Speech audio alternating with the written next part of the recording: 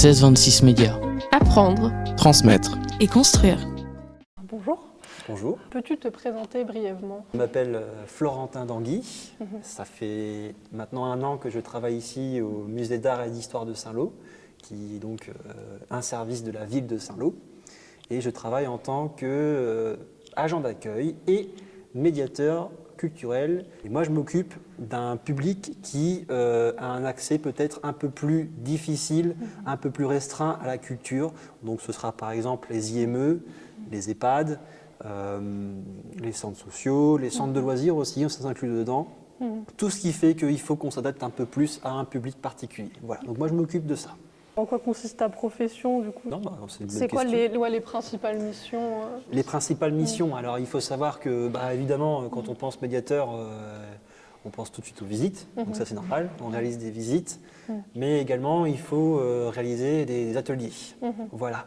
Et ces ateliers, donc il faut les adapter, évidemment, comme les visites, toujours en fonction peut-être des thématiques ou de ce qu'il y a. Il y a toujours quelque chose à créer, on doit toujours avoir des outils dans notre poche, des plus dans notre sac pour pouvoir proposer des choses à chaque fois différentes s'il le faut, parce qu'on a souvent des publics récurrents, même des personnes récurrentes. Donc il y a ça. Et puis il y a également aussi donc voilà, plein de choses pluridisciplinaires, puisque comme on est un petit musée, eh bien, on doit réaliser aussi plein de tâches différentes. Moi je m'occupe de tout ce qui est communication par exemple, donc je gère les réseaux sociaux, je gère ce qu'on appelle le bulletin d'actualité, je gère aussi également ce qu'on appelle une régie. Donc voilà, il y a mon collègue à l'entrée, Pierre, qui est également régisseur. Et donc, en gros, c'est gérer toutes les recettes, les dépenses du musée. Donc voilà, on a plein de casquettes différentes. Et si tu veux qu'on parle de la médiation culturelle à proprement parler, c'est déjà aussi quelque chose de très divers. La médiation, au premier sens du terme, on pense forcément à faire la médiation, gérer des conflits. Et en quelque sorte, c'est pas faux, puisque c'est un peu gérer un conflit entre un public et la culture. On fait l'intermédiaire entre les deux. Donc tu as dit que tu as beaucoup de casquettes, donc en fait tes journées elles se ressemblent pas forcément. Enfin tu as des visites j'imagine, mais vu que tu gères beaucoup de choses. Oui, il y a souvent beaucoup de visiteurs qui disent ça va, on va vous occuper. Mais il y a beaucoup plus de choses que ça, évidemment. Toujours faire un travail sur 2, 3, 4 mois d'avance à chaque fois. Donc voilà, on ne s'arrête jamais. Et les journées ne sont jamais les mêmes, clairement. Oui, ouais, c'est cool. Clairement.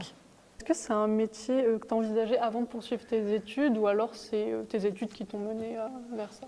Je pense avoir un profil assez atypique en tant que médiateur, parce que médiateur comme médiatrice, ils sont souvent liés soit à l'histoire de l'art, à l'histoire, et aussi peut-être liés au tourisme. Moi, j'ai rien de tout ça. Moi, je suis passé par la case animation.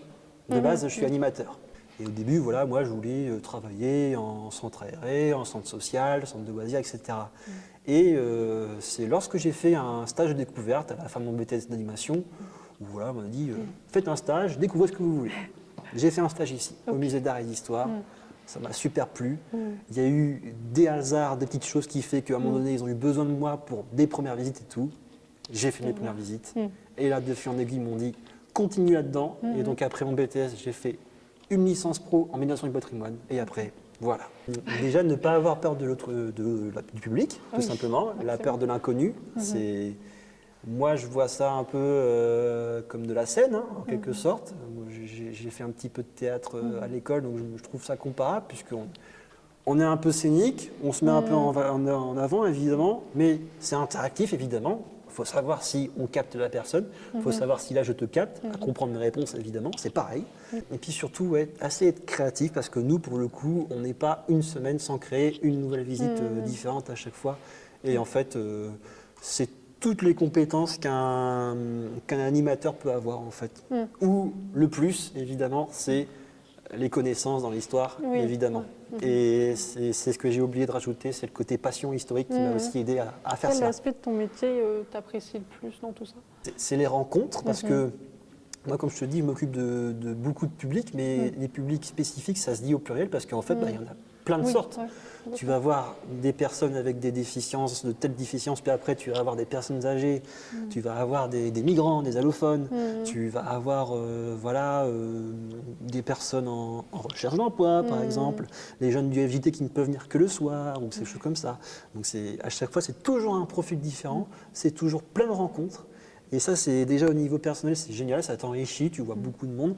Et puis au niveau professionnel, c'est le cas également, puisque tu rencontres des personnes qui accompagnent ces personnes-là, et du coup, ils vont vouloir te donner des plus, parce que si c'est des personnes qui construisent une vie avec toi, qui veut dire on veut travailler sur tel sujet, on s'intéresse à ça pour que plus tard on ramène ça chez nous et qu'on travaille un peu dessus pour telle ou telle manière, et bien du coup, tu vois comment chacun travaille. Du coup, ça t'apporte de la méthodologie, ça t'apporte des connaissances, ça t'apporte du savoir, savoir-faire, savoir-être, etc.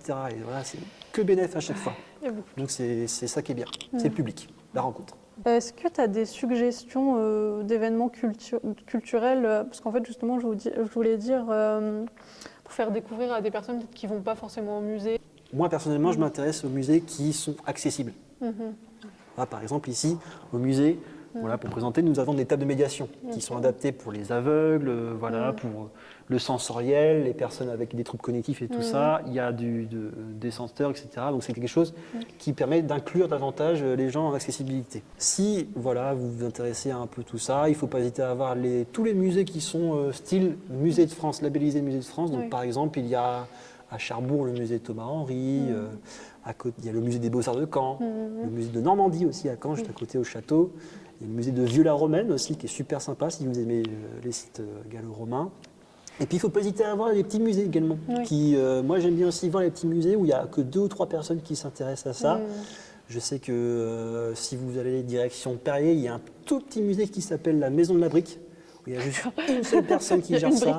Et en fait, il n'y a que 200 ou 300 visiteurs par an. Mais quand tu y vas, c'est génial parce que tu n'y attends pas à quelque chose, tu t'attends à rien. Et puis finalement, tu vois que tout est fait de manière artisanale, familiale et tout, et c'est génial. Et puis sinon, sur Saint-Lô, venez ici, évidemment. C'est sûr. Je voulais rebondir justement sur... Les tables de médiation. Voilà, c'est nouveau ou c'est... Alors, c'est pas très vieux, hein, ça fait 3-4 ans que c'est ici à peu près. On a fait ça, oui, quasiment juste avant le Covid, je crois. Et voilà, il y a une politique ici, évidemment, d'adapter ça à tout le monde, d'inclure le musée pour tout le monde. Déjà, ne serait-ce que sur la construction du musée, tout est sur un seul étage, sur un seul niveau. Il y a juste les 4 seules marches du musée qui sont ici. Mais sinon, voilà, tout est fait pour qu'un fauteuil roulant puisse rentrer ici. Les cartels sont assez simples, les panneaux sont assez simples pour pouvoir expliquer au plus grand nombre. Puis après, il y a toujours des choses interactives pour que tout le monde s'y retrouve. Il y a du braille, voilà. Les enfants également aussi, voilà. Et généralement, on n'a toujours que du bon retour pour dire qu'on ne s'ennuie jamais ici. Il y a toujours des choses à voir. Et puis, notamment, il faut souligner, par exemple, les couleurs ici qui sont toujours en rupture. C'est toujours des couleurs différentes qui se superposent avec les œuvres. Et clairement, ça rompt complètement la monotonie. C'est voilà, toujours des couleurs qui sont, en tout cas, pour moi, c'est agréable de travailler ici. Voilà. J'aime beaucoup la palette. Merci. C'est une bonne chose. Est-ce que tu as une œuvre que tu préfères Moi, l'œuvre que je préfère, c'est une grande œuvre d'Eugène Boudin, c'est de l'impression de Soleil levant, c'est l'une des pièces maîtresses du musée. Super. Et après, j'avais une anecdote, si tu as une anecdote à raconter, mais bon, une anecdote à raconter avec un public, c'est pour ça que je pense qu'il y en a beaucoup. Donc... Il y en a énormément. La plus récente, par exemple, c'est... Je me rends compte qu'avec les enfants, il faut toujours faire attention à ce qu'on dit.